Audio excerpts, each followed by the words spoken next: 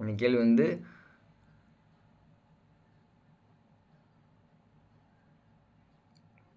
ஒரு கேள்வி என்கிட்ட இருக்குது, அந்த கேள்விக்கான பதில் எனக்கு தேவைப்படுது. ஆனால் அந்த பதில் வந்து எனக்கு கிடைக்க மாட்டேங்குது. என்ன பண்ணால் அந்த கேள்விக்கான பதில் எனக்கு கிடைக்கும்? இதுதான் கேள்வி. பதில் சொல்லலாம். யார் சொல்கிறீங்க? ஸ்டார்டிங் ஃப்ரம் யார் வெள்ளிங்க இருக்கீங்க? சீக்கிரம் சொல்லுங்கள். பவித்ரா சொல்லலாம். பவித்ரா சொல்லுங்கள். வேகமாக குயிக்காக எல்லாருமே. ஆன்சர் கிடைக்கிற வரைக்கும் அந்த கேள்வியை கேட்கறத நிறுத்தக்கூடாது. கரெக்டாக சொல்லுங்கள். நமக்கு ஆன்சர் கிடைக்கிற வரைக்கும் அந்த கேள்வியை யார்ட்டையாச்சும் கேட்டுட்டே இருக்கணும். Super Pavithra, excellent. கேட்டுகிட்டே இருக்கணும்ல, தேடிட்டே இருக்கணும். கேள்வி கேட்டே இருந்தால் அது ஒரு கிடைக்க வேண்டிய நேரத்தில் கிடச்சிருவோண்ணே Pavithra. Yes sir. Wonderful wonderful. சரி, வேறு ஏதாவது ஐடியா இருக்கா? ஓகே, கேட்டுகிட்டே இருக்கணும். வேறு ஏதாவது ஐடியா இப்படி பண்ணால் கிடச்சிடும் அப்படிங்கிற ஏதாவது ஐடியா இருந்தால் சொல்லலாம். வேறு யாரும் நீங்களும் சொல்லலாம், வேறு யாரும் சொல்லலாம். கார்த்திகை பிரியா சொல்லுங்கள். தனுஷ் எனக்கு குரூப்பில் போட்டிங்களம்மா நான் கேள்வி தாங்க போட்டாச்சு.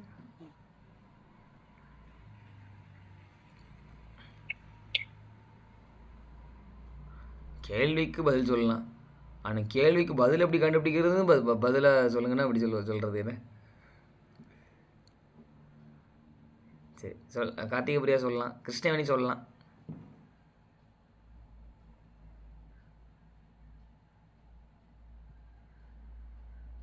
மீனாட்சி சொல்லலாம். வேகமாக சொல்லுங்கள். யார் வெள்ளிங்காக இருக்கீங்க? வேகமாக சொல்லுங்கள்.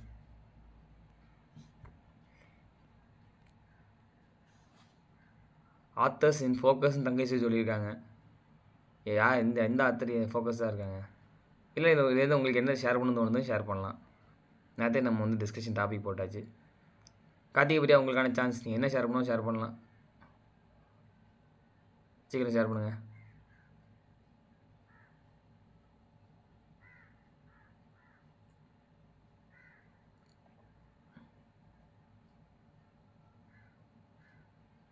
கார்த்திகை பிரியா ஆத்தர்ஸ் இன் ஃபோக்கஸ் தேவைப்படுது. கிருஷ்ணவேணி சொல்லுங்கள்.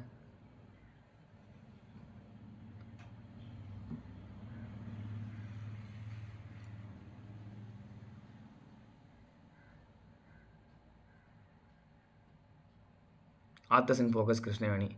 மீனாட்சி சொல்லுங்கள்.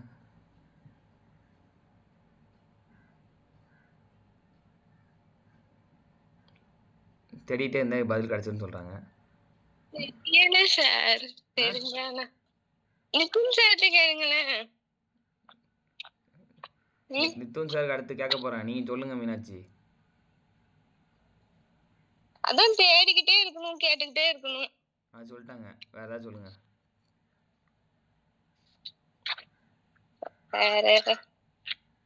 நீங்கள் என்ன பண்ணுவீங்க? உங்களுக்கு ஒரு கேள்விக்கு பதில் தரல என்ன பண்ணுவீங்க? ஒன்று தேடிட்டே இருக்கணும், கேட்டே இருக்கணும். அது நான் எனக்குள்ளேயே கேட்டுட்டு அமைதியா உட்கார்ந்துருப்பேன். ஒரு 2 நாள் 3 நாள் கழிச்சு 4 நாள் கழிச்சு ஏதோ ஒரு இன்சிடென்ட் நடக்கும், இல்லைன்னா கேள்விக்கு பதில் எனக்கே கிடைக்கும். அவன் தேடுறதுக்கு எல்லாமே கேள்வி பதில் எல்லாம் நமக்குள்ளதானே இருக்கு, அப்படியே வரும்.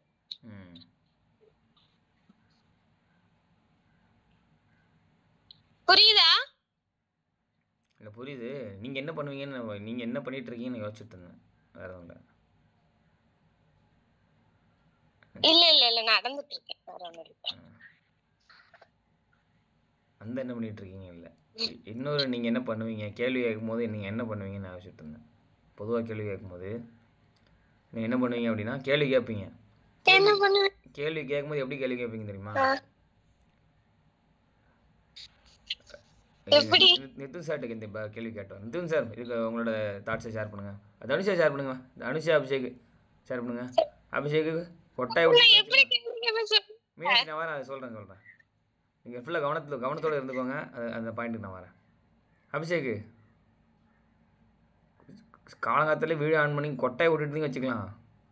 சங்கரங்கள் தேடி வருவேன். சரி சொல்லுங்கள் அபிஷேக். அபிஷேக் சொல்லலாம்.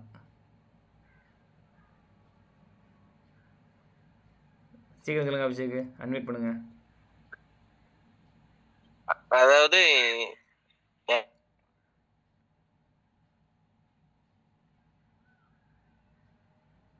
ஃபோக்கஸ்க்கு எனக்கு இன்னும் புரியல. எனக்கு அது தெளிவான விஷயம் என்னன்னே தெரியல. நான் இன்னும் அதை பத்தி யோசிச்சுட்டே இருக்கேன். என்னவா இருக்கும் அப்படின்னு யோசிச்சுட்டே இருக்கேன்.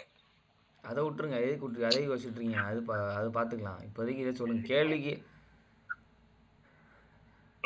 எனக்கே அந்த கேள்வி கொஞ்சம் சேலஞ்சிங்காக தான் இருக்குது. எல்லா கேள்வி ஈஸியாக கேட்டுடலாம், இந்த கேள்வி கொஞ்சம் சேலஞ்சிங்காக இருக்குது. மறுபடியும் கேட்க வைக்கிறீங்களா? அது ஒரு கேள்விக்கான பதிலை கண்டுபிடிக்கணும், சரியா? அது சேலஞ்சிங்காக இருக்குது. என்ன பண்ணால் அந்த கேள்விக்கான பதிலை நம்ம ஈஸியாக கண்டுபிடிக்கலாம்? என்ன மறுபடியும் அதே கேள்வி கேட்கணுங்கிற ஒரு பாயிண்ட். சரி, மறுபடியும் கேட்கணும் அப்படின்னா இப்போ ஒரு இடத்துல கேட்டே இருக்கும், வேலை நடக்கலை, அதுக்காக அதே இடத்துல கேட்டே இருக்க முடியுமா? அது ஸ்பெசிஃபிக்காக என்ன மறுபடியும் கேட்கறதா இருந்தால் ஸ்பெசிஃபிக்காக எப்படி மறுபடியும் கேட்கணும் அப்படிங்கிற அந்த ஒரு ஐடியாலஜியை ஷேர் பண்ணலாம்ல. எப்படி மறுபடியும் கேட்கணும், எந்த விதத்தில் மறுபடியும் கேட்கணும், என்னது அதாவது மறுபடியும் பண்ணணும். ஆனால் நம்மளை ஏதோ ஒரு விதத்தில் மாற்றிக்கிட்டு நம்ம மறுபடியும் பண்ணணும்ல. எதை நம்ம மாற்றிக்கிட்டு மறுபடியும் பண்ணணுங்க தான் பாருங்க. நிதின் சார் போட்டிருக்கீங்களா? பாருங்க சார், நிதின் சார் போட்டிருக்காங்க. சரிம்மா, சரிம்மா. உங்களின் சரியான குருவை நீங்கள் தேர்ந்தெடுத்த எல்லா கேள்விகளுக்கும் பதில் கிடைக்கும். மீனாட்சி சப்போர்ட் பண்ணுறீங்கன்னா உங்கள் குருக்கு, நிதின் சாருக்கு. இல்ல ஏதோ போட்டுருந்தாங்க, நான் போய் பார்த்தேன். அதாவது ஒரே குருட்டு பதில் கிடைக்குமா அப்படின்னு கேட்டா பதில் இருக்காதுல்ல. எல்லாமே தெரிஞ்ச ஒரு ஆள்னா இருக்க மாட்டாங்க. யாருக்காச்சும் ஒருத்தர் தானே சார் இருக்கணும், நிறைய பேர் இருக்கலாமா? என்னமா சொல்லுங்க மீனாட்சி, சொல்லுங்க. குருனா அது ஒருத்தர் தானே இருக்கணும். சொல்லுங்க அபிஷேக், பதில் சொல்லுங்க. குருனா ஒரு, ஆனா எல்லா விஷயம் குருன்னு யாராச்சும் ஒருத்தர் இருப்பாங்களா? அப்படி இல்ல, நம்மளோட எல்லா क्वेश्चनக்குமே ஆன்சர் தெரிஞ்சவங்க தான் குருவா இருக்க முடியும். அப்படியே. ஹலோ பிரதர், வணக்கம். நிதின் சார் பஞ்சாயத்து முடிச்சு வைங்க. பஞ்சாயத்துலாம் இல்ல, அதாவது எனக்குமே வந்து பாத்தீங்கன்னா மீனாட்சி சார் பாத்தீங்களா, நிதின் சார் போட்டாங்க பாருங்க குரு அப்படின்னு சொல்றாங்க. சரி சொல்லுங்க நிதின் சார், சொல்லுங்க. சிம்பிள் தான், இது வந்து ரொம்ப யோசிக்க வேண்டியதெல்லாம் இல்ல. அதாவது ஒட்டுமொத்தமா பாத்தீங்கன்னா ஞானம்ங்கிறது ஒரு குரு இது யாருக்கு இருக்குதோ அந்த ஞானங்கிறது உடனே எல்லாருக்கும் கிடைக்காது. அதுக்கெல்லாம் பல ஆண்டுகள் ஆகும். அதுக்கு வந்துட்டு பல நிகழ்வுகள் வந்து அவங்களுக்கு வந்து அனலிசிஸ் பண்ணிக்கிட்டே இருப்பாங்க, நிறைய நடந்துட்டே இருக்கும் அவங்களோட மூளைக்குள்ள. இப்ப நீங்க சத்குருவை நீங்க எடுத்துக்கிட்டீங்கன்னு வச்சுக்கோங்களேன், அவர் ஒரு பேட்டியில சொல்லியிருப்பாரு, ஒரு சாதாரண ஒரு மலை மேல போய் உட்கார்ந்து இருந்திருக்காங்க சத்குரு. அந்த டைம்ல அவங்களோட மூளைக்குள்ள வந்துட்டு ஏதோ ஒரு பயங்கரமான ஒரு, அதாவது உலகத்துல நம்ம கண்ணுக்கு முன்னாடி மழை பெய்யறது வேற, நம்மளுடைய மூளைக்கு உள்ள ஒரு மழை பெஞ்சா அப்படி இருக்கும். அந்த சூழ்நிலையை வந்து நீங்க உணர்ந்து பாத்தீங்கன்னு தெரியும். பயங்கர ஒரு ஆனந்தமா, ஒரு பேரானந்தமா இருக்கும். அந்த சிச்சுவேஷன்ல போய் ஜஸ்ட் ஒரு வாட்ச் பண்ணிட்டு தான் இருக்காரு, ஜஸ்ட் பாத்துட்டு இருக்காரு, மலைகள் இருந்து இயற்கையை ரசிச்சுட்டு இருக்காரு. அந்த நேரத்துல அவருக்கு உள்ள ஒரு 15 நிமிஷமோ 20 நிமிஷம் நினைக்கிறேன் சம்திங், ஒரு மிகப்பெரிய ஒரு பேரானந்த மாதிரி மண்டலம் நடந்துட்டே இருக்கு. அவரால் அதை எக்ஸ்பிளைன் பண்ண முடியல, வைக்க முடியல, அழுதுட்டே இருக்காரு. ஆனந்த கண்ணீர் வந்துகிட்டே இருக்கு. அது ஏன்னு கண்டுபிடிக்க முடியல, தடுக்க முடியல. அது பாட்டு கண்ணீர் ஃபீல் பண்ணி கண்ணீர் வந்துகிட்டே இருக்கு. அதுக்கப்புறம் அன்னைக்கு நடந்த ப்ராசஸ் வந்துட்டு ரொம்ப நாள் கழிச்சு தான் அதுக்கப்புறம் ஒரு வேளை வந்து அண்டர்ஸ்டாண்ட் பண்ண முடியுது. ஓகே, நமக்கு வந்து நடந்தது வந்துட்டு ஒரு பெரிய ப்ராசஸ் அப்படின்னு. ஓஷோ வந்து பார்த்தீங்கன்னா கிட்டத்தட்ட தன்னோட 19வது வயசுல இதே ஸ்டேஜை உணர்றாரு. அது என்னன்னா கிட்டத்தட்ட ஒரு 15 days இல்லைன்னா வந்து கிட்டத்தட்ட ஒரு 20 days கிட்ட அது வந்து நடக்கும். என்ன நடக்கும் அப்படின்னா, ஒட்டுமொத்த உலகத்துல இருக்கிற பல கேள்விகளுக்கு நமக்கு வந்துட்டு அந்த எல்லாத்துக்குமான விடைகள் நம்ம மண்டைக்குள்ள வந்து ஓடிக்கிட்டே இருக்கும். இது ஏன் அப்படி இருக்கு, அது ஏன் அப்படி இருக்கு, அது ஏன் அப்படி சொல்லிட்டு பல விதமான கேள்விகள். ஒவ்வொரு கேள்விகளுக்கும் விடையே தெரியாத கேள்விகளுக்கும் கூட அந்த நேரத்துல கண்டிப்பாக விடை கிடைக்கும். ஏன்னா அந்த ஞானம் பெறுவதற்கான அந்த நேரத்துல வந்துட்டு நமக்கு தெரியாத கேள்விகளுக்கு விடையே இல்லை அப்படிங்கிறது எதுவுமே கிடையவே கிடையாது. கண்டிப்பாக விடை கிடைக்கும். எனக்குமே கிட்டத்தட்ட இது மாதிரி சின்ன சின்ன ப்ராசஸ் எல்லாம் நடந்திருக்கு. 18 வயசுல கிட்டத்தட்ட ஒரு புக் மாதிரி எழுதியிருக்கேன். அது ஏன் எழுதுனா எதுக்குன்னு தெரியாது. பட் ஒரு 2 வீக்ஸ் நடந்துச்சு அந்த ப்ராசஸ். ஒட்டுமொத்த மனித குலத்துக்கும் எல்லாம் கேள்விகள் எனக்கு அதுக்கு முன்னாடி நிறைய யோசிச்சுட்டு இருப்பேன். 11 வயசு 12 வயசுலேருந்து 8 வயசுலேருந்து நிறைய நான் யோசிச்சுட்டே இருப்பேன். எதுக்கு உலகம் எப்படி இயங்கிட்டு இருக்கு, உயிர்கள் எதுக்கு இயங்கிட்டு இருக்கு. கடைசியில் பார்த்தா ஒன்னே மட்டும் எனக்கு அது புரிஞ்சிச்சு. It was all a dream அப்படின்ட்டு. It was all a dream, அந்த சிம்பிள் கான்செப்ட் தான். பட் அது மாயைங்கிறத நம்ம உணர வைக்கிறதுக்கு பல ஆண்டுகள் வந்துட்டு நமக்கு வந்துட்டு இப்போ நிறைய ப்ராசஸ் எல்லாம் இருந்துச்சு. அந்த ப்ராசஸ் எல்லாம் கடந்ததுக்கு அப்புறம் தான் ஒரு ஸ்டேஜஸ்க்கு அப்புறம் இது வந்து நமக்கு உணர வந்துச்சு. அதுல இருந்து தான் வந்து நானுமே இந்த உலகத்தை ஒரு மாறுபட்ட ஒரு மிக வித்தியாசமான ஒரு உலகத்தை நல்லா பார்க்க முடிஞ்சுச்சு. அப்புறம் எங்க வீட்டுல நான் சொல்றேன், எனக்கு இது மாதிரி ஒரு ஸ்டேஜஸ்ல வந்து இப்படி ஆயிட்டு இப்படி வச்சுட்டுன்னு சொல்லி ஏதோ சொல்லிட்டு இருக்கேன். அவங்களுக்கு எல்லாம் அனலைஸ் பண்ண முடியல. அப்புறம் ரொம்ப வருஷம் கழிச்சு தான் வந்துட்டு ஓஷோங்கிற புக், அந்த புக்ல நான் படிக்கிறேன். ஓஷோ சொல்லியிருக்காரு, நீங்கள் அடைந்த நிலையை உங்களால் எந்த வார்த்தைகளை கொண்டும் உங்களால் விளக்க முடியாது மற்றவர்களுக்குன்னு போட்டிருந்தது. அந்த வார்த்தையை ரொம்ப முக்கியமா பாக்குறேன். நீங்கள் அடைந்த நிலையை நீங்கள் எந்த வார்த்தையை கொண்டும் நீங்கள் மற்றவர்களுக்கு விளக்கம் அளிக்கவே முடியாதுன்னு ஒரு போட்டிருக்காரு. அது ஞானம் தான் நம்ம அப்ப அடைஞ்சிருக்கோம் அப்படிங்கிற விஷயத்த இந்த உலகத்துல நம்ம எந்த மனிதர்கள்ட்டையும் எப்படி எக்ஸ்பிளைனே பண்ண முடியாதான். அதுக்கு வந்துட்டு வேற வழியே கிடையாதுட்டாங்க. நானும் அப்படிதான் கிட்டத்தட்ட பல நேரங்கள்ல இது என்னதுன்னு எனக்கே தெரியாது. பட் ஒரு லேடிஸ்க்கு எதுக்கு இப்படி இருக்காங்க, பெண்களையும் எப்படி இருக்காங்க, இந்த உலகத்துல வந்துட்டு எதுக்கு வந்துட்டு வேறுபாடு இருக்கு, பாகுபாடு இருக்கு, ஜாதி எதுக்கு இருக்கு, மதம் எதுக்கு இருக்கு, ஒரு உலகத்தோட இந்த உழைப்பாளர்களையும் அப்படி இருக்காங்க, முதலாளிகளையும் அப்படி இருக்காங்க, உலகத்தோட ஒட்டுமொத்த இந்த ஸ்ட்ராட்டஜின்னு சொல்லுவாங்க. ஏன் தெரியாமலே இப்படி இயங்கிட்டு இருக்க உலகத்தை அந்த ஒரு ப்ராசஸ்க்கு அப்புறம் எல்லாமே உங்களுக்கு தெரிய ஆரம்பிச்சிடும். ஓ இதனாலதான் இதுவா, இதனாலதான் இதுவா, இதனாலதான் அதுன்னு நிறைய ப்ராசஸ் உங்களுக்கு தெரிய ஆரம்பிச்சிடும். மதம்ங்கிற விஷயத்தை எதுக்கு மனித உலகத்துல எதுக்கு குறைச்சாங்க, அப்ப அந்த உலகத்துல யாரு இன்னும் நிறைய வீக்னஸான விஷயங்களை எப்படி குறைச்சிருப்பான்னு கேட்டா, அதாவது சொல்ல போனா ஒரு பலவீனமான ஆண்கள் இருக்காங்கல்ல, இவங்க மூலமாகத்தான் இந்த ஒட்டுமொத்த உலக அரசியலும் வகுக்கப்பட்டிருக்குங்கிறது என்னால அதுக்கப்புறம் உணர முடிஞ்சிச்சு. அதுக்கப்புறம் இது எங்க இருந்து தொடக்கம் அப்படின்னு பார்த்தா, ஒரு பெண் இருக்காங்கன்னு வச்சுக்கோங்களேன். அந்த பெண் வந்துட்டு ஒரு அல்ஃபா மேன் அப்படிம்பாங்க. இந்த அல்ஃபா மேன் அப்படிங்கிறவங்களுக்கு அவங்க வந்துட்டு தேர்ந்தெடுத்திருக்காங்க. ஏன் அப்படின்னா, அடுத்த தலைமுறைய வலிமையான ஒரு தலைமுறையா மாற்றக்கூடிய ஒரு முக்கியமான பொறுப்பு யாருக்கு இருக்குன்னு பார்த்தா அந்த பெண்ணுக்கு தான் இருக்கு. அப்போ அந்த வலிமையான ஒரு ஆணை ஒரு பெண் தேர்ந்தெடுத்திருக்கா அப்படின்னா, வலிமை இல்லாத ஆண்கள் இருக்காங்கல்ல, இவங்க எல்லாம் சேர்ந்து ஒரு கூட்டமா மாறுதாங்க. எதுக்கு மாறுதாங்கன்னா, நீ வந்து எனக்கு கிடைக்கல, அப்படி நீ ஒரு பெண், உன்னையால அடைய முடியல, ஆனால் நீ ஒருத்தனுக்காக ஆசைப்பட்டிருக்கல, அவனோட வந்துட்டு அல்ஃபா ஒரு மிகப்பெரிய ஒரு தன்மை இருக்கு, அவனோட ஒரு குவாலிட்டி இருக்கு, அவன் இருக்கிறதுனால தானே உன்னை என்னையில அடைய முடியல. அப்படிப்பட்ட ஒரு அல்ஃபா மேனை, அவனுக்கான ஞானம் கிடைச்ச ஒரு ஆண்மகனை இந்த உலகத்துல நாங்க கிரியேட் பண்ணவே விடக்கூடாது அப்படிங்கிறது ப்ராசஸ். இது வந்து உலகத்தோட மிகப்பெரிய ஒரு அரசியல். அதுல இருந்து தான் வீக்னஸான ஒரு ஜெனட்டிக்கான ஒரு ஆண்களை உருவாக்குறது மட்டுமே இந்த உலகத்துல ஒரு மிகப்பெரிய ஒரு அரசியலா மாறி இன்னைக்கு வரைக்குமே முதலாளித்துவத்துல ஆரம்பிச்சு அப்படி போய்கிட்டே இருக்கு. அடிமைத்தன்மைய மூளைக்குள்ள விதைக்கணும். ஆண்கள் வந்துட்டு அடிமைத்தன்மையாவே இருக்கணும். அவங்க ஒரு வகையில சேகோர மாதிரியோ இல்ல ஓஷோ மாதிரியோ இல்ல ஏதோ ஒரு ஞானத்தை அடைஞ்சிட்டாங்கன்னா, அவங்க ஒட்டுமொத்த உலகத்துக்கும் தன்னோட ஞானத்தை கொடுக்க ஆரம்பிச்சிட்டாங்க அப்படின்னா ரொம்ப பெரிய கஷ்டம். அதுக்கப்புறம் என்ன ஆகும்னா, இப்ப நீங்க கேள்வி கேட்கலாம், எதுக்காக எல்லாரும் ஞானம் அடையக்கூடாதுங்கிறத நீங்க கேள்வி கேட்கலாம். எல்லாருமே ஞானம் அடைஞ்சிட்டான்னு வச்சுக்கோங்களேன், இந்த உலகத்துல வந்துட்டு பயங்கரமான ஒரு என்ன சொல்றது, அல்ஃபா மேன் சொல்றோம் பாத்தீங்களா, தரமுள்ள ஒரு ஆண்கள் சொல்றோம்ல, இவங்க எல்லாரும் கிரியேட் ஆகிட்டாங்கன்னா அந்த ப்ராசஸ் அடையிறதுக்கு ஒரு குறிப்பிட்ட காலம் இருக்கும், சில கஷ்டங்களை சந்திக்க வேண்டியிருக்கும், அதுக்கான சில விஷயங்கள் வந்து நம்ம கொஞ்சம் காத்திருக்க வேண்டியிருக்கும். ஆனா அந்த ஒரு வீக்னஸான ஆண்கள் இருக்காங்களே, இவங்களுக்கு வந்து பொறுமை கிடையாது. இன்னொன்று வந்து பார்த்தீங்கன்னா, அதுக்கான அந்த காலங்கள் இருக்கு, அந்த காத்திருப்பு கிடையாது. அதை அடையிறதுக்கான சில ஸ்ட்ராட்டஜிஸ் இருக்கும். அதை ஞானத்தை அடையிறதுக்குன்னு சில விஷயங்கள்லாம் இருக்கு. அதை நேர்மையா அணுகணும். ஞானத்தை பொய் சொல்லி அணுக முடியாது. அந்த விஷயங்கள் இவங்களுக்கு தெரியாது. அதனாலேயே இப்படிப்பட்ட இந்த ஒரு ஸ்டேஜஸ் யாரும் வச்சுக்கிறதுல அடைஞ்சிடவே கூடாதுங்கிறதுக்காகவே இந்த உலகத்துல பல்வேறு ஸ்ட்ராட்டஜி, மதம், ஜாதின்னு சொல்லிட்டு ஒவ்வொன்றா இருக்கு. இந்தியன்ஸ் வந்து நீங்க சாதாரணமா நினைக்காதீங்க, வெரி டேஞ்சரஸ் ஃபெல்லோஸ்.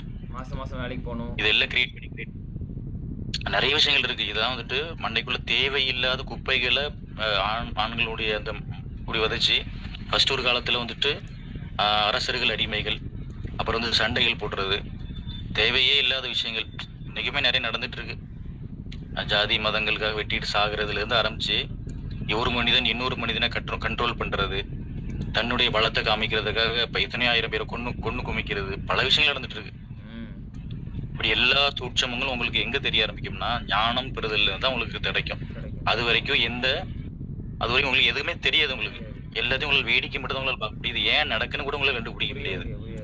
அந்த 18 வயசுக்கு அப்புறம் எனக்கு நடந்தது ப்ராசஸ்க்கு அப்புறம் தான் எல்லா விஷயங்களையும் என்னால அனலைஸ் பண்ண முடிஞ்சிச்சு.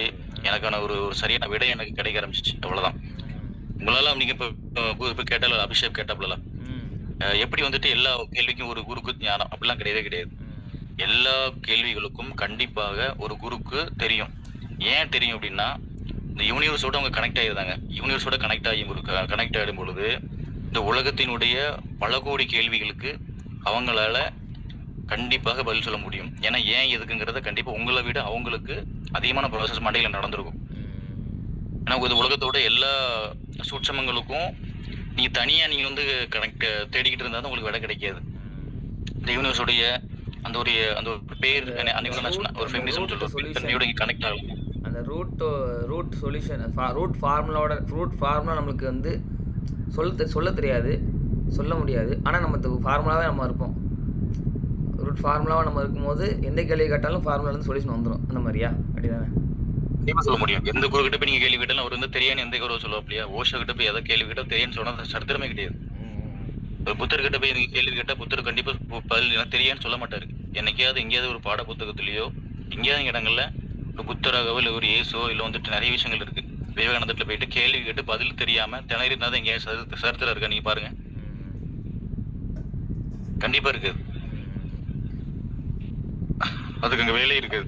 ரமண மகரிஷியா இருக்கட்டும், எல்லாருமே சரி, சாய்பாபால இருந்து எல்லாருமே வந்து பாத்தீங்கன்னா மோஸ்ட்லி சாய்பாபாக்கள் பேச மாட்டாங்க. அது வேற. ரமண மகரிஷில எல்லாருமே எல்லாம் என்ன பண்ணுவாங்கன்னா மௌனமா இருக்கு இப்ப வேடிக்கை பார்த்துட்டு இருக்க மாட்டாங்க. கண்டிப்பாக உங்களுக்கு விடைகள் தெரிஞ்சிருக்கும். அப்படிப்பட்ட ஒரு குரு உங்களால தேர்ந்தெடுத்துட்டீங்கன்னா உங்களுக்கான அனைத்து கேள்வியில விடை இருக்கும். அதை நான் சின்ன சிம்பிள் ஒரு 3 வரியில உங்களுக்கு நான் சொல்லியிருந்தேன். அதுல சாரி நான் படப்படப்படன்னு வேக அடைக்கிறீங்களா? மீனாட்சி எப்படி இல்லை மீனாட்சி, அதாவது நேற்று டிஸ்கஷன் பண்ணும்போது நம்ம செஷனுக்கு வரவங்களுக்கான சொல்யூஷனாக நம்ம வந்து கேள்வி வைக்கணும். அப்போ இன்னும் நமக்கு இன்ட்ரெஸ்டிங்காக போகும், டைரெக்டாகவும் இருக்கும்ல அப்படிங்கிறதுக்காக யோசிச்சோம். அப்போ யாருக்கு வந்து எந்த கேள்வி நம்ம யோசிக்கிறாங்க இருக்கும்போது அப்போ மீனாட்சி வந்து வந்தாங்க. மீனாட்சி யோசிக்கும் போது தான் இப்போ இந்த டிஸ்கஷனுக்கான இந்த கேள்வி வந்துச்சு. சரி, இதை நான் சொல்கிறேன். இப்போ அதுக்கு முன்னாடி நீங்கள் நான் மேலே கேட்ட கேள்விக்கு பதில் சொல்லுங்கள். நித்துன் சாரும் குருவா இல்லையா?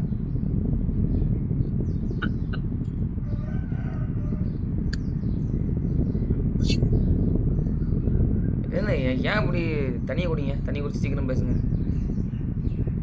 சொல்லுங்க. சரி மீனாட்சி, இப்போ இந்த கேள்வி பதில் சொல்லுங்க. குரு ஒருத்தர் தான் இருக்கணுமா இல்லை நிறைய பேர் குரு இருக்கலாம்? நிறைய குரு இருக்கலாம். அதான் நான் உங்ககிட்ட கேள்வி கேட்டேன். அதான் பதில் சொல்லிட்டோம்ல. அபிஷேகம் குரு தான், தனுஷாகும் குரு தான், எனக்கு எல்லாருமே குரு தான் சொல்லிட்டேன். எறும்பும் குரு தான், எல்லாரும் குரு தான். என் டேபிள் ஃபேன் எனக்கு எல்லாரும் குரு தான். அப்ப நித்துன் சார் குருவா இல்லையா உங்களுக்கு?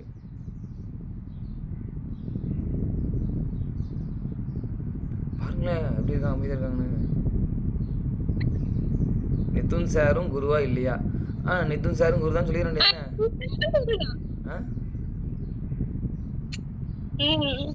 என்னது ஊனா சொல்லுங்க, வாய் தரன்னு சொல்லுங்க.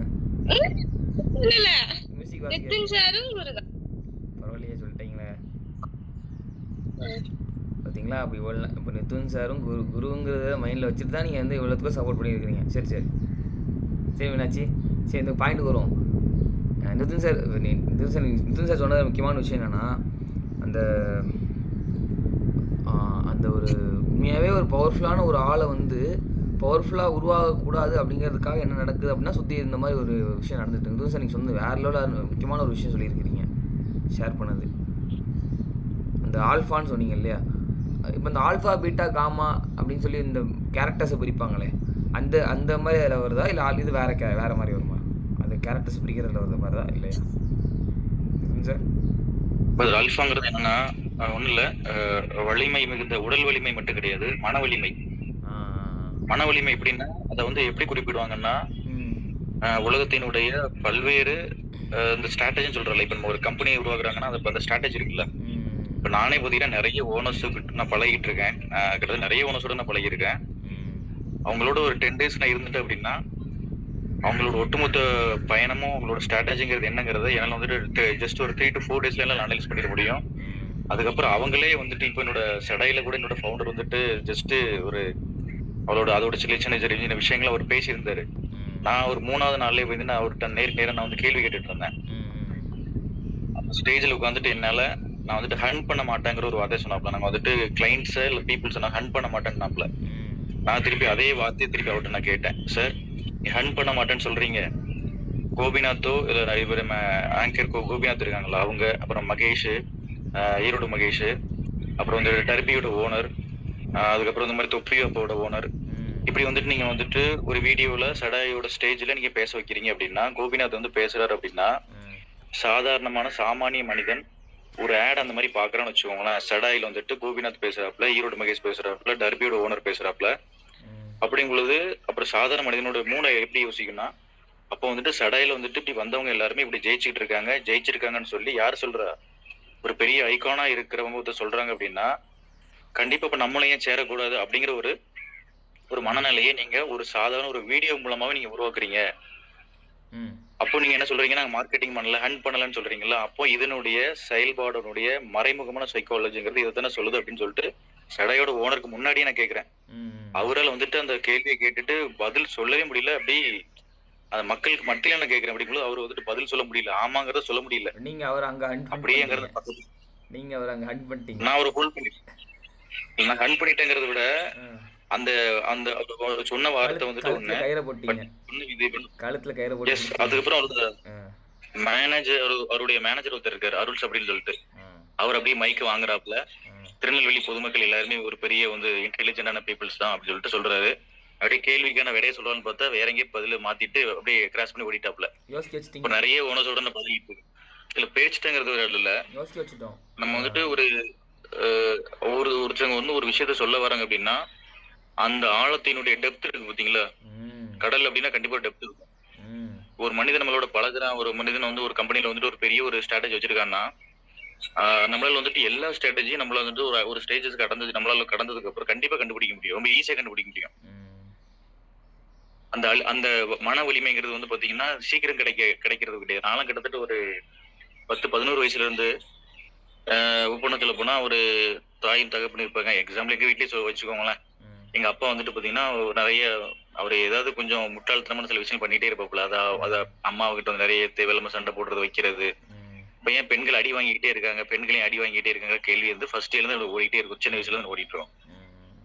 அங்க தொடங்கின விஷயங்கள் வந்து அதுக்கப்புறம் இந்த ஞானம் இப்ப பக்கத்து வீட்டுல நான் பாக்குறேன், வீட்டுக்காரன் வந்து குடிச்சிட்டு வராங்க, ஒரு பெண்ணை போட்டு அடிக்கிறாங்க.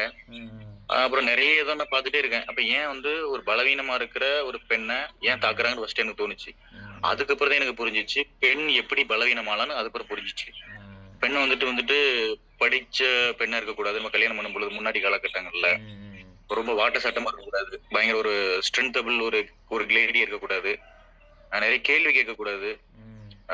அந்த பெண் வந்துட்டு ஒட்டுமொத்தமாவே ஒரு பெரிய சக்திய ஒரு பெரிய சக்தியாகவே உணராத அளவுக்கான ஒரு பொருளை மாத்தி இங்க வந்து இந்த சொசைட்டில வச்சிருக்காங்க. அதுக்கப்புறம் அந்த பெண் வந்துட்டு இல்லாத விஷயங்கள்லாம் செய்யறது, பேசுறது, திட்டுறது, அடிக்கிறது, பல விஷயங்கள் இருக்கு. அந்த விஷயங்கள் எல்லாமே எனக்கு அங்கிருந்து தொடங்குச்சு. என்னோட ஆரம்பங்கிறது நான் கிடையாது. என்னோட ஆரம்பங்கிறதே ஃபர்ஸ்ட் பெண்கள் தான். அங்க இருந்து எனக்கு வந்துட்டு என்ன ஏன் இப்படி கஷ்டப்படுறாங்க, ஏன் அடி வாங்குறாங்க அப்படிங்கிற ஒரு விஷயத்துல இருந்து தான் என்னோட ஒரு ஞானம் அடைதலுக்கான விஷயமே அங்கதான் தொடங்குச்சு. 10-11 வயசுல இருந்து. அப்படியே பார்க்கும்போது எனக்கு ஒரு 18 வயசு வரும் பொழுது ஒரு பக்கத்துல இருக்கிற மனிதனை பாக்குறேன், ஒருத்த கொலை பண்றான். என் கண்ணாடி கிட்டத்தட்ட நான் ஒரு 5 ஒரு 6 கொலை கிட்ட பாத்துருக்கேன். ஏன்னா எங்க வீரன்னு சொல்லுவாங்க, அந்த செல்ல தான் என்னோட ஊரு. ஒரு 5-6 கொலை நேரில் நான் பாத்துருக்கேன்.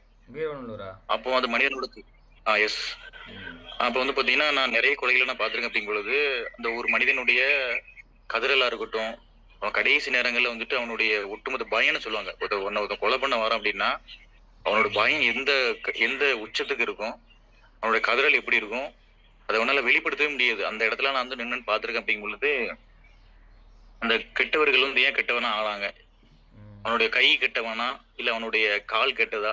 ஏன்னா அவன் கை தான் வெட்டுது. ஒருத்தனை வந்து கொலை பண்ணி வெட்டுறாங்க அப்படின்னா அந்த கை என்ன பண்ணுச்சு, அந்த கையில வந்து மூளை இல்ல, அந்த கை வந்து ஜஸ்ட் வந்துட்டு ஒரு டூல் தான். பட் அவனை கெட்டவனை யோசிக்க வச்சு அவனை கொலை பண்ண வச்சது எல்லாமே மூளை. ஏன் அந்த மூளை இப்படி மாறிச்சு, எதனால அந்த மூளை வந்துட்டு இப்படி ஒரு மனித இரக்கம் இல்லாத ஒரு மூளையா மாறிச்சுன்னு அதுக்கப்புறம் யோசிப்பேன்.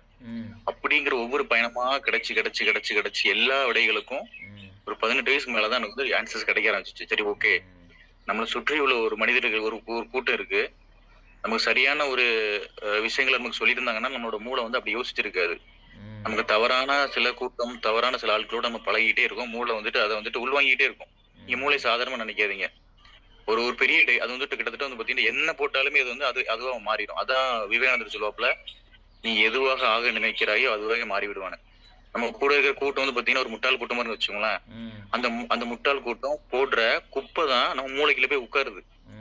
அந்த குப்பை தான் ஒரு காலத்துல மரமா முளைக்கு. அப்படின்னா கடைசியில என்ன ஆகும், குப்பை மரமா இருக்கும். நல்ல விஷயங்களை நம்ம மண்டைக்குள்ள விதைச்சிருந்தாங்கன்னா நல்ல விஷயம் மண்டைக்குள்ள வரும்.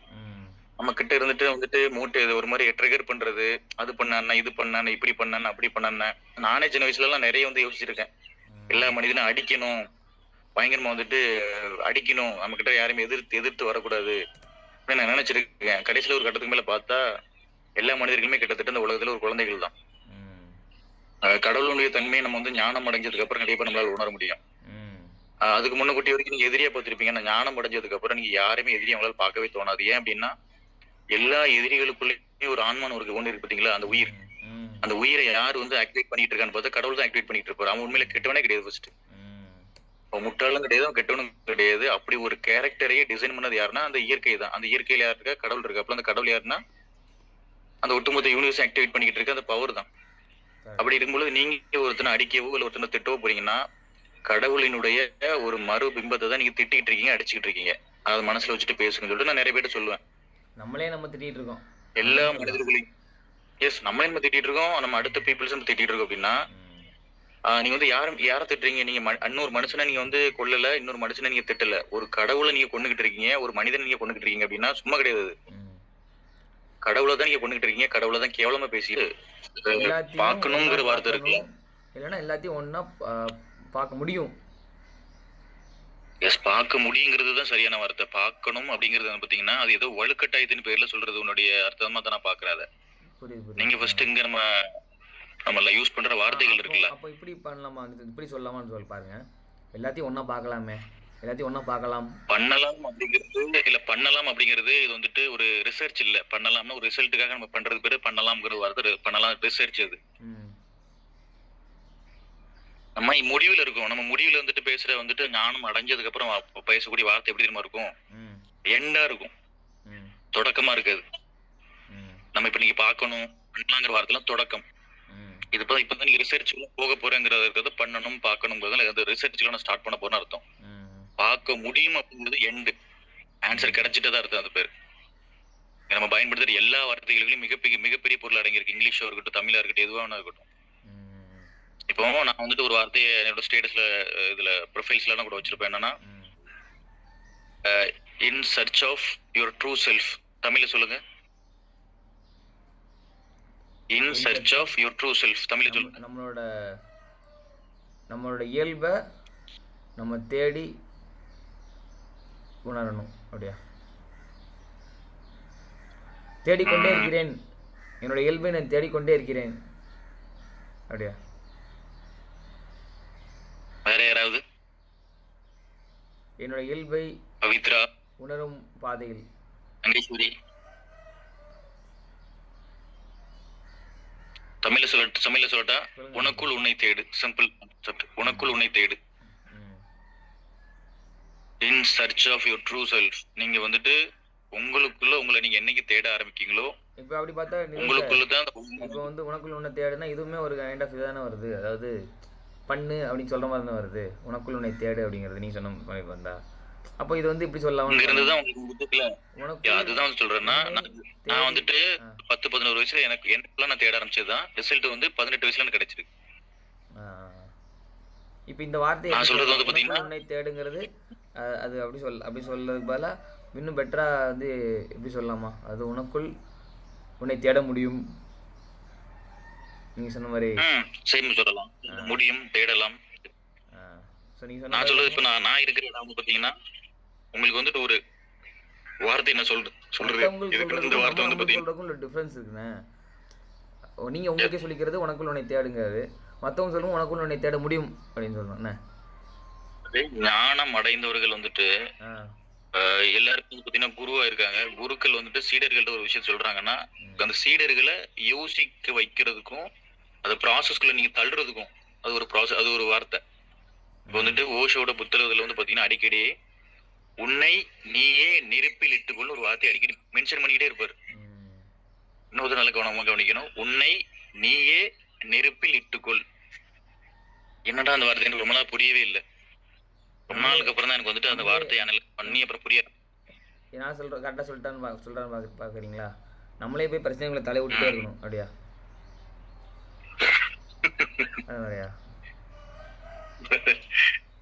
அது சொல்லுங்க.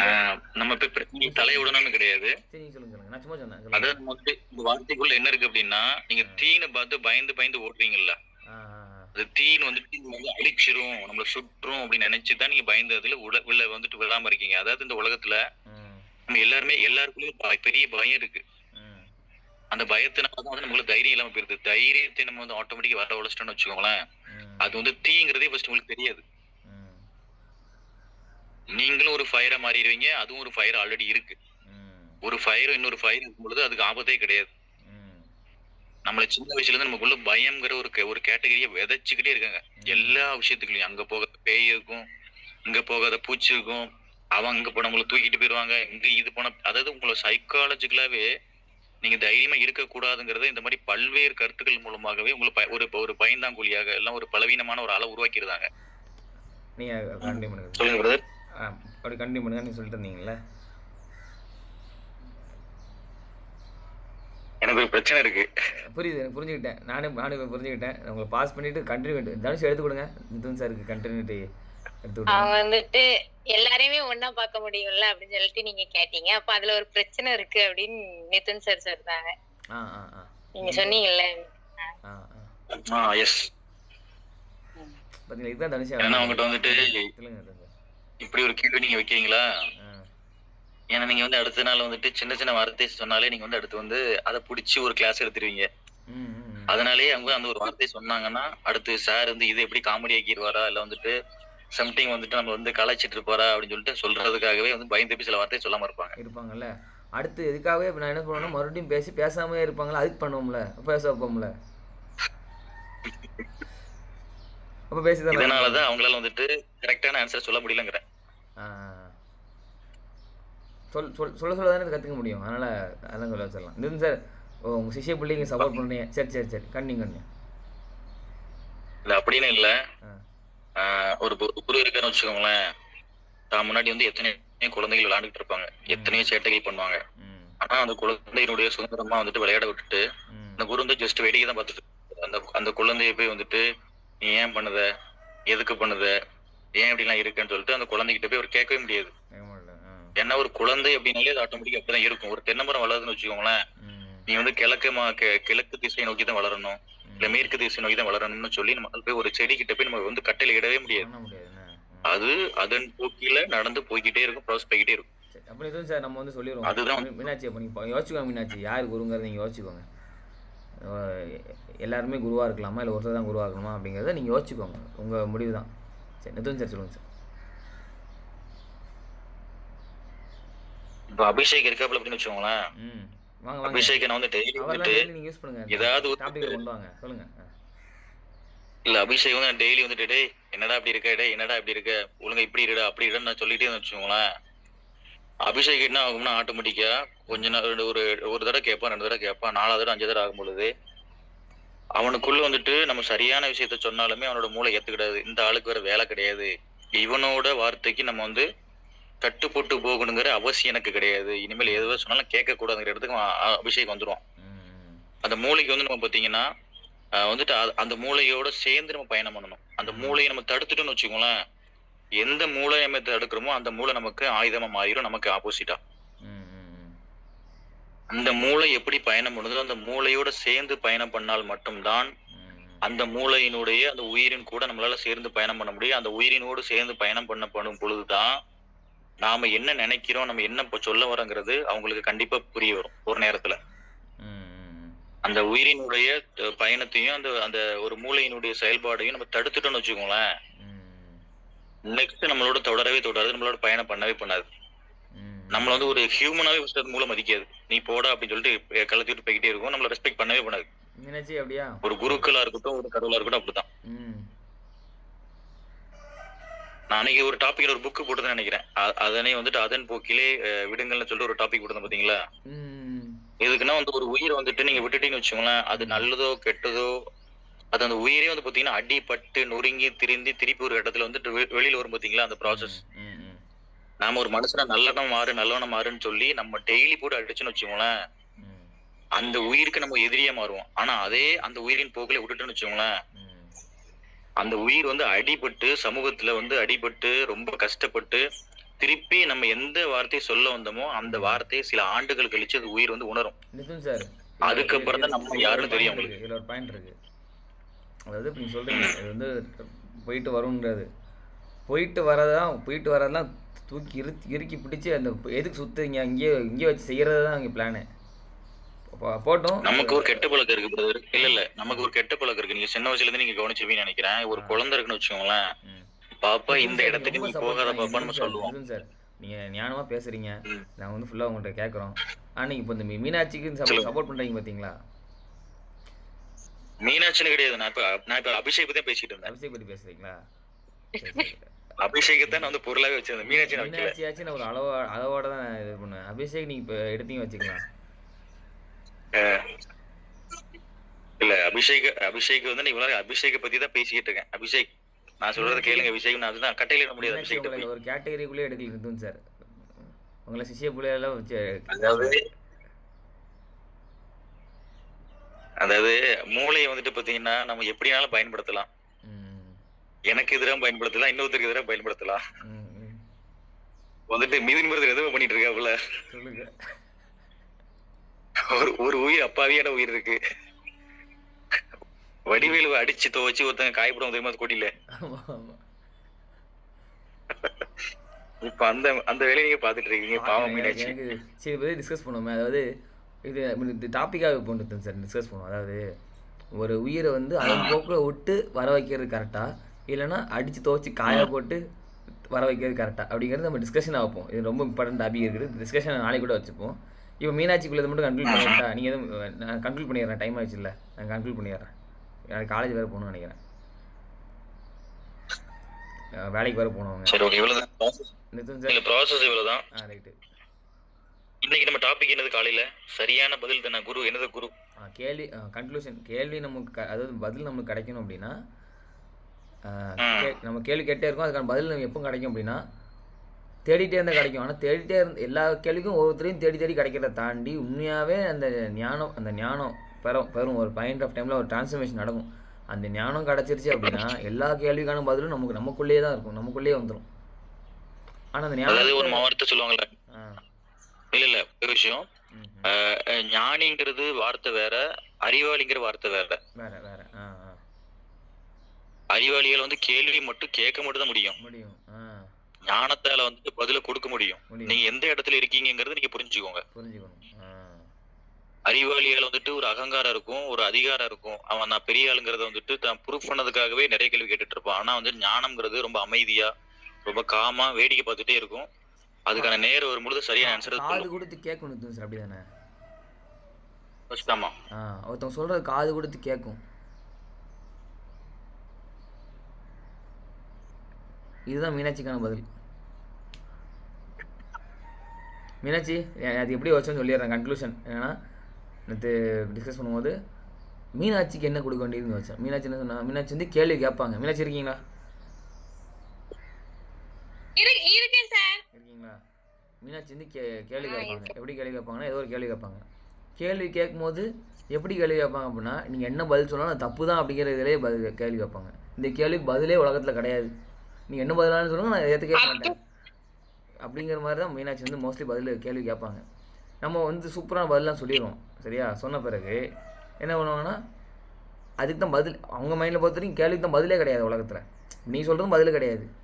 அப்போ என்ன பண்ணுவாங்க, அந்த அது பதிலே கிடையாதுங்கிறதுக்கு ப்ரூவ் பண்ணுறதுக்காக இன்னொரு அதுக்கு ரீசனிங் கொடுப்பாங்க. ரீசனிங் ஒரு காரணத்தை, இப்படி ஆகுதே சார், அப்படி ஆகுதே சார் அப்படின்னு சொல்லி ஒன்றும் சொல்லுவாங்க.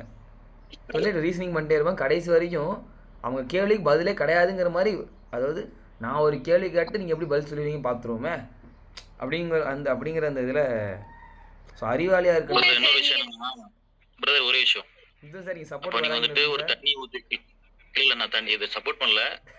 கிட்டத்தட்ட நம்ம உலகத்துல வந்துட்டு மண் வகையிலேயே வந்துட்டு பல மண் வகை இருக்கு. செம்மண் இருக்கு, மணல் இருக்கு, இன்னும் களிமண் இருக்கு, நிறைய மண் வகைகள் இருக்கு. எல்லா நிலத்திலயும் தண்ணியை ஊத்துனா வந்துட்டு ஒரே மாதிரி வேகத்துல உரியுமா? ஏன் உரியாது? மண்ணு தானே. ஏன் எல்லாம் வேறுபடுது? அந்த உயிர தன்மை இருக்குல்ல, அதோட ஸ்பீட நீங்க மானிட்டர் பண்ணீங்கன்னா பாலைவனத்துல தண்ணியை ஊத்துனீங்கன்னா ஊத்துற வேகத்துல உள்ள இறங்கிரும். செம்மண்ணு கொஞ்சம் டைம் எடுக்கும். ஆத்து மண்ணில் வந்து பாத்தீங்கன்னா அதுவும் அப்படிதான் டைம் எடுக்கும். டக்குன்னு அது உரியும். காஞ்சிருச்சு நல்லா டக்குன்னு உரியும். கொஞ்சம் ஈரமா இருந்துச்சுன்னா இல்ல நான் எதுக்கு சொல்ல வரோம்னா, நம்ம சொல்ற பதில், நம்ம சொல்ற ஒரு விடைக்கு வந்துட்டு ஒரு மனிதன் வந்து ஈஸியா நம்ம அண்டர்ஸ்டாண்ட் பண்ணணும்னு சொல்றோம்.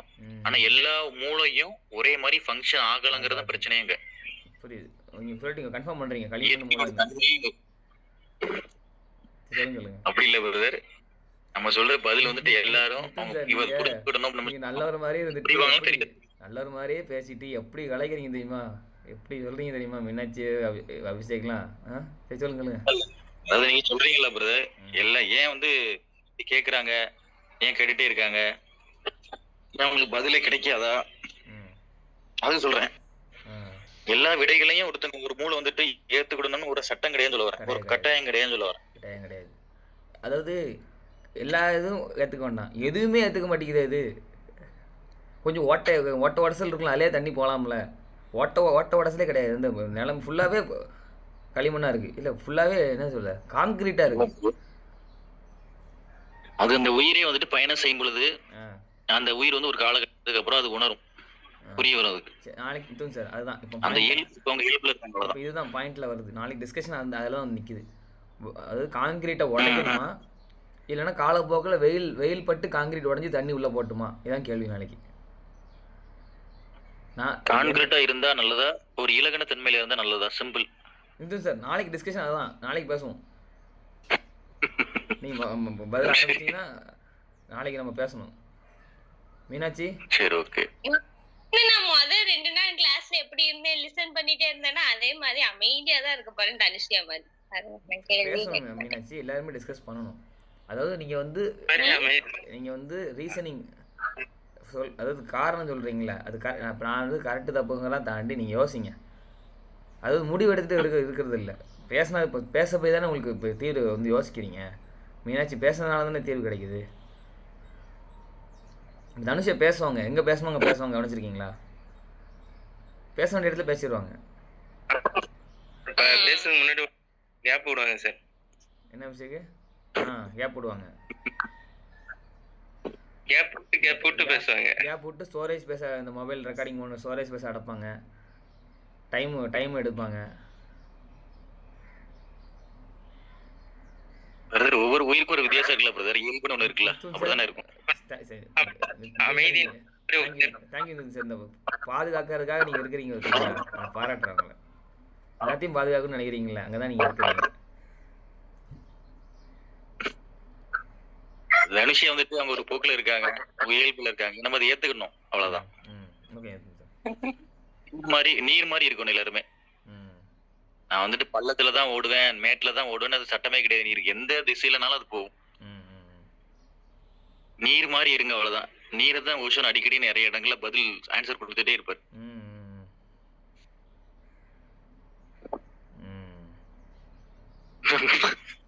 என்னாச்சு பிரதர்? ஓகே சார், நான் நீரா மாறேன். யோசிக்கிறது வந்து பயமா இருக்கு. நீரா மாறுறேன். சரி மீனாட்சி, அதுதான் இப்போ இந்த செஷனுக்கான கன்க்ளூஷன் மீனாட்சி தான். இந்த செஷனே மீனாட்சி தான். மீனாட்சி ஐடியா கிடைச்சிட்டா? அமைதியா இருக்க போறங்கிறது ஒரு ஆக்ஷனா? இல்ல நான் கேள்வி கேட்க காது போறேன். கொடுத்து கேட்குறீங்களாங்கிறது நீங்க யோசிங்க. நீங்க காது கொடுத்து கேட்குறீங்க அப்படின்னா டீல், அது ஒன்றும் இல்லை. ஆனால் காது கொடுத்து கேட்காமலே நீங்கள் வந்து இந்த கேள்விக்கு பதிலே இல்லை அப்படின்னு சொல்லி நீங்கள் வந்து ரிட்டர்ன் பண்ணுறீங்களா, அதுங்கிறது நீங்கள் யோசிங்க. என்னைக்குமே சொன்னதில்லை, ஆனால் அப்படி நீங்கள் உங்களுக்கே தெரியாமல் அப்படி இருக்காதுன்னு பாருங்க. அது யோசிங்க, எங்களுக்கும் தரல, நீங்கள் யோசிங்க. யோசிக்கிறதா இங்கே வேலை, யோசிக்க வைக்கிறதா இங்கே வேலை. ரைட்டா? ஒன்னே ஒன்று சொல்றேன். இந்த ஒரு வீட்டுக்கு எப்படி இந்த கடைக்குட்டின்னு சொல்லுவாங்கல்ல, அதே மாதிரி இந்த வீட்டுக்கு வந்துட்டு மீனாட்சி தான் கடைக்குட்டி. கடைக்குட்டின்னு ஆமா, எப்படி வேணாலும் போகலாம், எப்படி வேணாலும் இருப்பாங்கிறது அது அவங்களுடைய ரூல்ஸ், அவ்வளவுதான். எங்க வீட்டையும்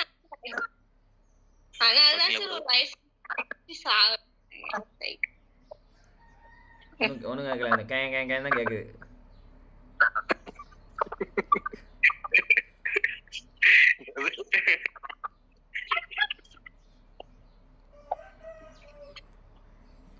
ஓகே, நாளைக்கு அந்த டாபிக் பத்தி டிஸ்கஸ் பண்ணுவோம். குரூப்ல போட்டுருங்க.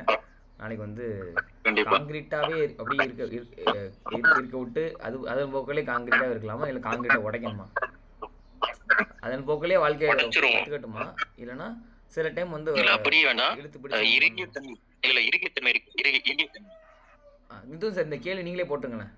நாளைக்கு டிஸ்கஷன் அந்த கொஸ்டின்ஸ் இருக்கு, புரிஞ்சது இல்லை, நீங்களே கொஞ்சம் கேள்வியை போட்டுங்களேன். இல்லை தனுஷா கணமும் தனுஷா போட்டுருவாங்க. சரி, ஓகே. தனிஷாக்கு நான் அனுப்பியது வாட்ஸ்அப்ல. ரைட்.